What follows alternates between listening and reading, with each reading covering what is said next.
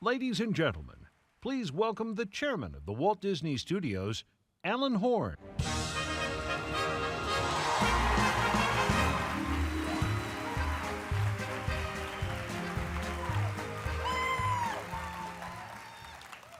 Disney's legacy is a constant source of inspiration for all of us, and when it comes to telling some of these classic and beloved stories in spectacular live action, no one does it better than our Disney Film Studio, led by President of Production, Sean Bailey. It's my pleasure to introduce the head of production for the Walt Disney Live Action Studio, Sean Bailey.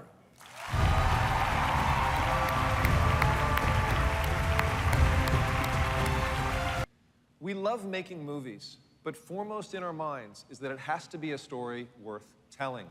The kind of story that can stand the test of time. And that is a perfect description of our next Disney adventure, coming to theaters on March 9th, 2018, A Wrinkle in Time.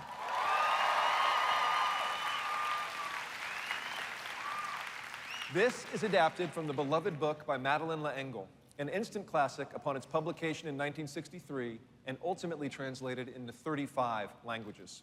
And we are overjoyed to bring this universal tale to Disney. Our visionary director, the Oscar and Emmy-nominated Ava DuVernay, has created a new and unique interpretation that stays true to the heart of the original. Please welcome to the stage, director Ava DuVernay,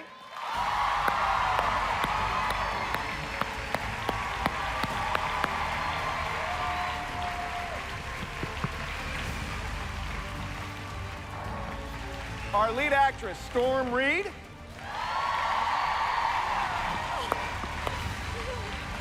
Mr. Murray, Chris Pine.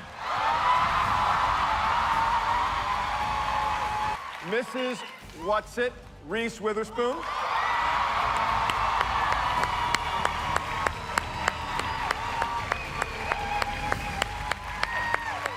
And Mrs. Who, Mindy Kaling.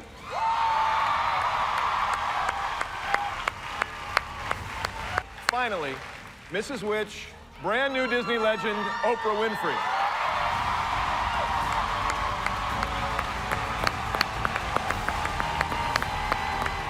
Ava, I'd like to start with you. Selma, Queen Sugar, the 13th, you have an amazing body of work. But Wrinkle is something totally different. It's fantasy, it's Disney. What brought you to this project? That's a good question. Thank you for asking it. But first, I just gotta say I'm so excited to be here. All the way in the back, over there. Hey, look, look. I see you all the way. I see you. Let him see you. Yes. I was walking the floor yesterday, and I felt like I said I found my tribe. People who love movies as much as I do. Really excited to be here. And you know, the thing that attracted me to the project was that I saw myself in it.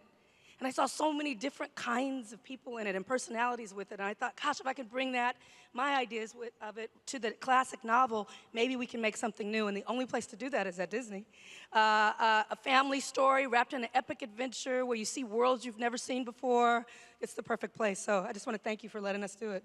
Everyone here was my very, very first choice, and I'm just thrilled. It never happens that way, but it did this time. And so here they are, excited. Working on the film in general was amazing. Miss Ava, of course, is so patient and so hands-on, and she really made me feel like Meg, and she let me put my creative position in it, so I thank you for that.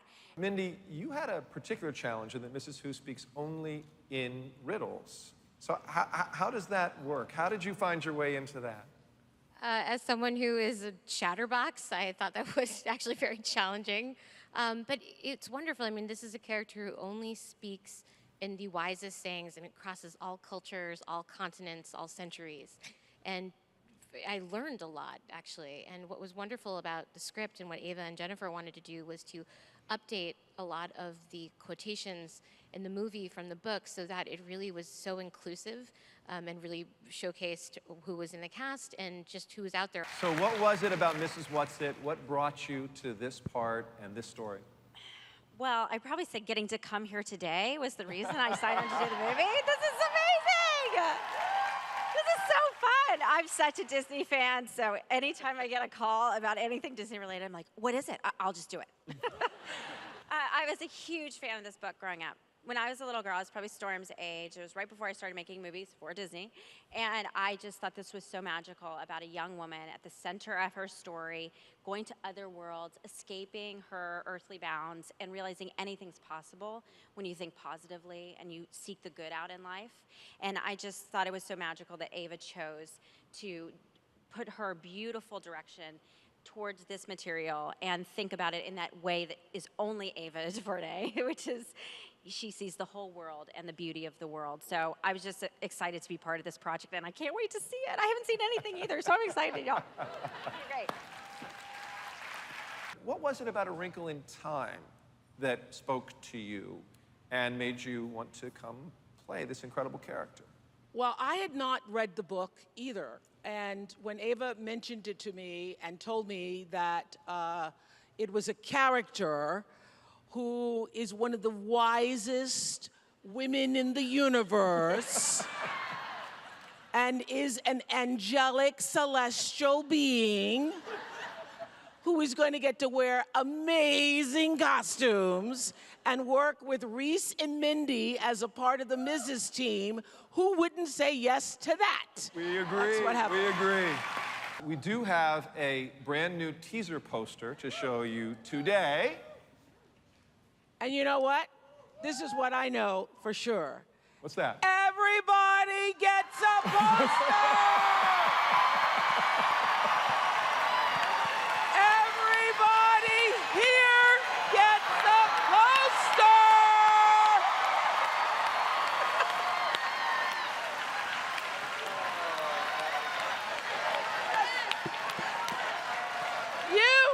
You get a poster! And you get a poster! Love it.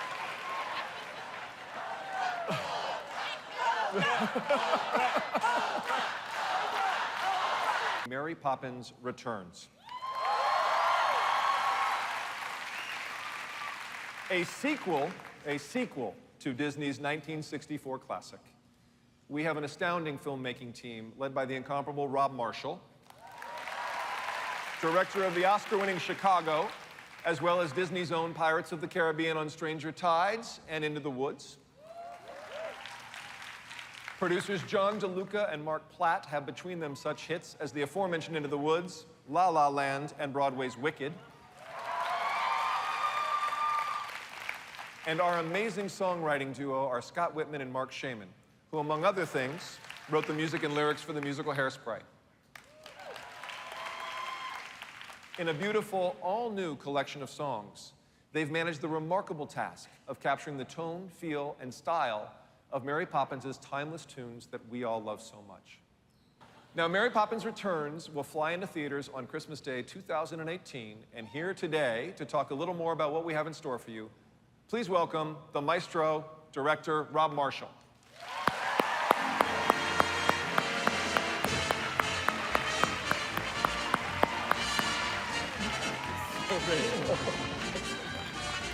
And Mary Poppins herself, the extraordinary Emily Blunt.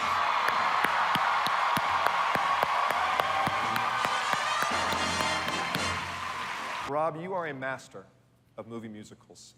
But what was it about doing a sequel to Mary Poppins that spoke to you?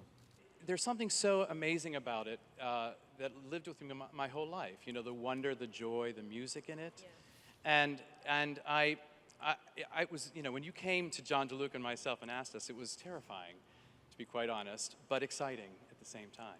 Because I was not fully aware that there were these 8 other books and more adventures to tell. And then you realize, oh, I see, there's P.L. Travers had all this story. And so it made sense to kind of think, well, maybe we could take a look at it. And it started to get very exciting, especially when we started finding a new story in a whole nother generation with Michael and Jane grown up. I was a huge fan of her as a person as well. I think as a kid, I found the idea of this magical, mysterious person sort of whisking into their lives and making everything right again. Really comforting as a child, the idea of somebody who could do that. And I think children have really responded to that lack of sentimentality that she has as well. That she's rude and eccentric and odd, you know. Yes, indeed. So I always found the film just incredibly magical, wanted to be the Banks children, as I think most people did when they watched the film. They just wanted to be those kids. Today, we have Mark Shaman, our composer, along with the extraordinary Disney Orchestra over there.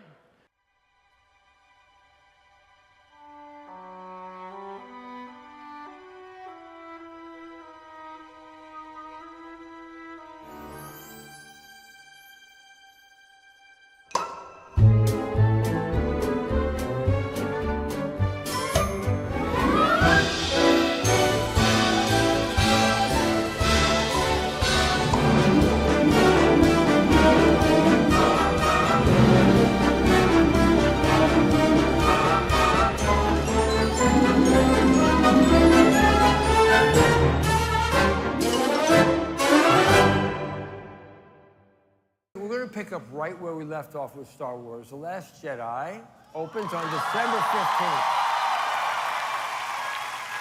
And along with a few new faces, you will see the return of many of your favorites from The Force Awakens, including Luke, who, yes, gets to actually speak in this film, and Leia. They are played, as you know, by new Disney legends Mark Hamill and Carrie Fisher.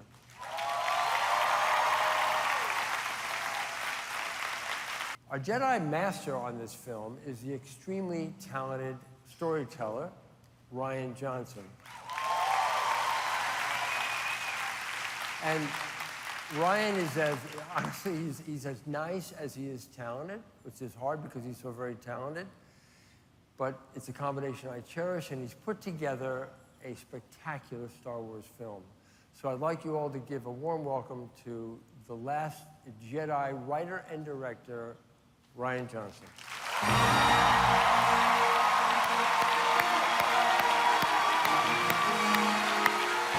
I had the time of my life making this movie, and part of that is what Star Wars, means to me, and I think means to a lot of us. And a lot of that is also the people I got to work with, the incredible crew, the amazing folks at Disney, at Lucasfilm, and the incredible cast, just like my favorite people. And we've got a few of them here today. Yeah? So we got some familiar faces for you. I'm going to start out by welcoming Daisy Ridley to the stage. Next, let's welcome to the stage Finn himself, John Boyega. Gwendolyn Christie is in the house. Captain Phasma. Kelly Marie Tran, who plays Rose in the film. Laura Dern is here with us. Last, but certainly not least, we have Benicio Del Toro in a Star Wars movie.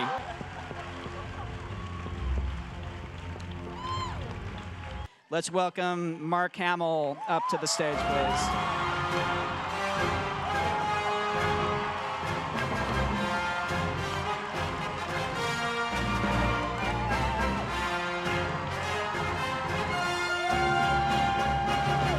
When I read the script, there were so many unexpected elements, which is great in a Star Wars film because it's getting harder and harder to bring new things to the table.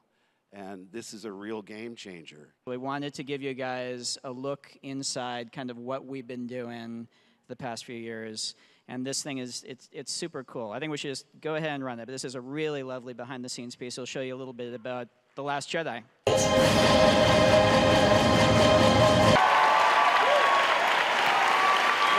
Thank you, Ryan. Thank you, incredible cast. Thank you. Now, we wouldn't dare leave you without a morsel of Marvel. please welcome the master of the Marvel Cinematic Universe, Kevin Feige.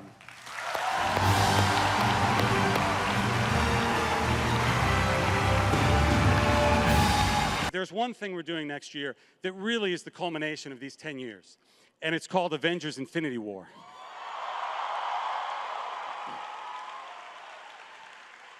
Almost every single hero that we've ever introduced is going to be in that film. Why, you ask? Because of one person. You got a glimpse of him at the end of the first Avengers film. You saw a little bit more of him in Guardians of the Galaxy, and then you saw him grab a golden gauntlet at the end of Age of Ultron. Ladies and gentlemen, Thanos, Josh Brolin.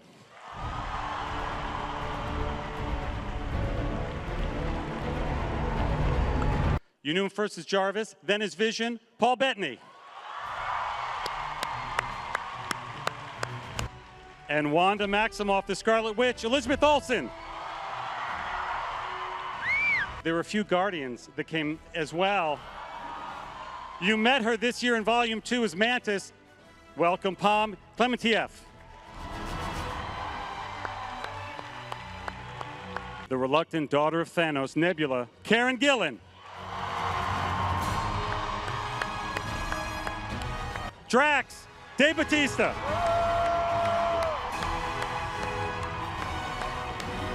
Ladies and gentlemen, War Machine, Don Cheadle. And the Winter Soldier, Sebastian Stan. And the Falcon, Anthony Mackie.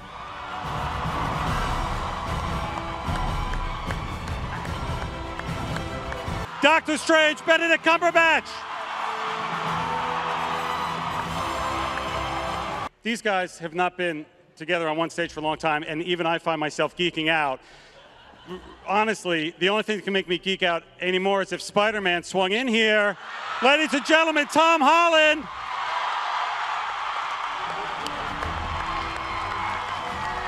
The King of Wakanda, Black Panther, Chadwick Boseman. Is this all we have? No, because we also have a Hulk. Ladies and gentlemen, Mark Ruffalo. The mighty Thor, Chris Hemsworth. The mighty Thor, Chris Hemsworth. I guess it's worth bringing out the man who started it all. Ladies and gentlemen, Robert Downey Jr.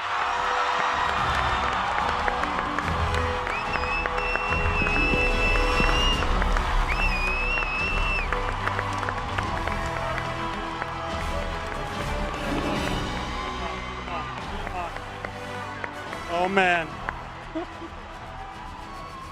Should we take a picture, guys? Let's take a picture. Come on. That'd be swell. Let's go up here. Come on. Photo op. Bring it in, bring it in.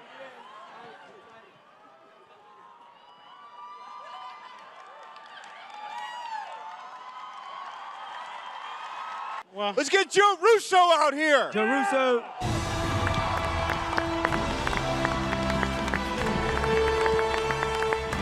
Look at all these actors up here and think about all the characters that they play and all the stories that Marvel has told with these characters. So in order to celebrate that, we have put together a little look back at Marvel that we want to show you just as a celebration of this culmination of this 10-year journey.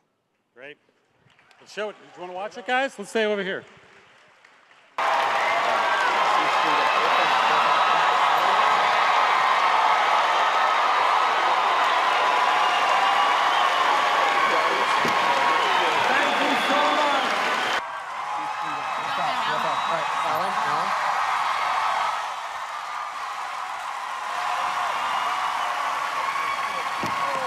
Thank you so much.